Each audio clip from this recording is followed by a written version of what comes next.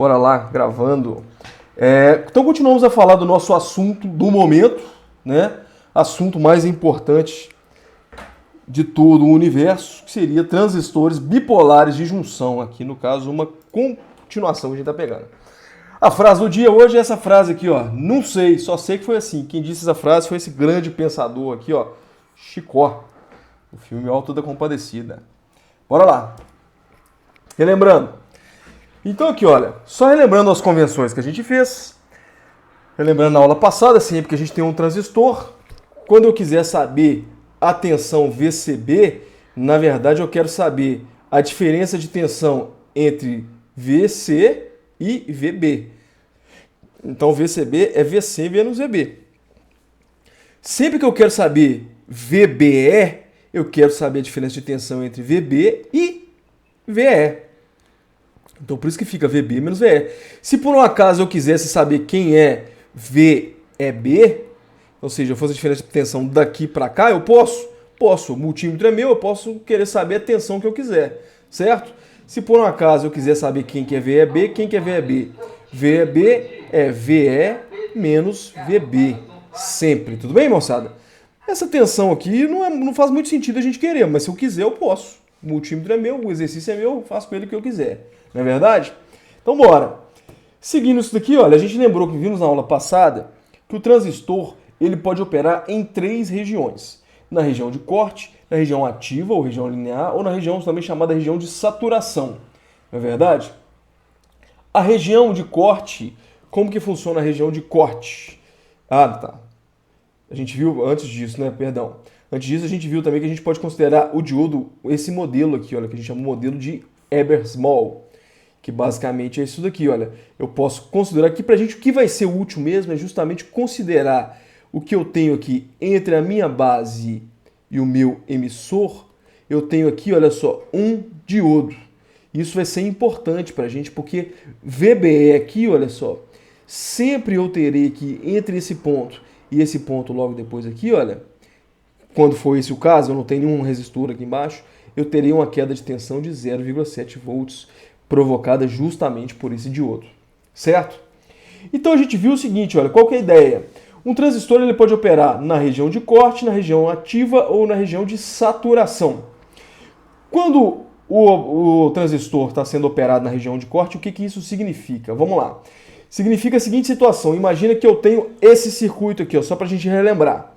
Se eu tenho esse circuito, e se a gente avaliar somente a malha 1, olha só, que é essa malha que está do lado de cá de verde, eu posso substituir aqui, eu vou ter a minha fonte de tensão, eu vou ter o meu resistor de 500K e eu terei aqui, olha só, o meu divisor de tensão.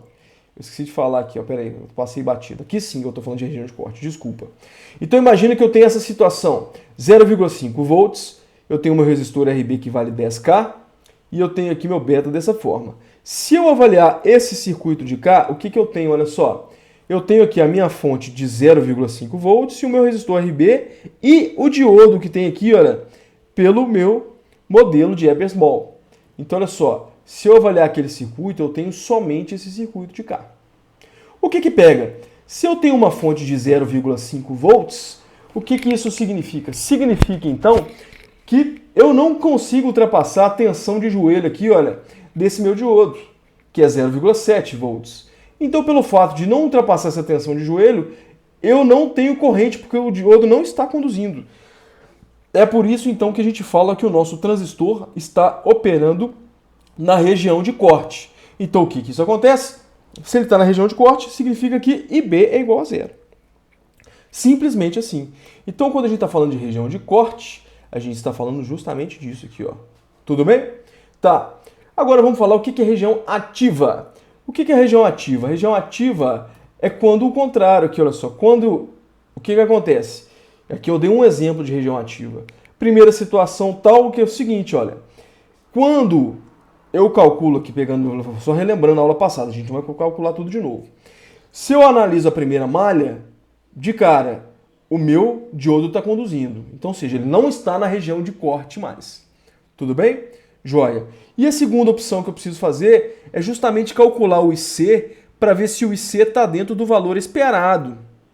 No caso aqui, por exemplo, olha só, a gente calculou o valor de C, ele estava 43 miliamperes. E a gente viu que esse valor de C era para estar entre 0 e 100 miliamperes. Como o IC era para dar, como essas informações aqui bateram, olha só, são informações verdadeiras, eu falo aqui então que o meu transistor está trabalhando na região ativa ou região linear, certo?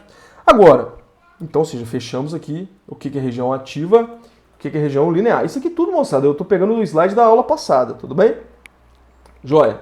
Agora, na região de saturação, a gente ainda não viu, e é justamente o objetivo da aula de hoje. A região de saturação vai ser justamente o seguinte, olha, nesse caso aqui, olha, se a gente tivesse calculado o IC e visto que o IC estava fora desses valores possíveis para IC aqui, olha, seria justamente o caso do meu transistor estar trabalhando na região de saturação.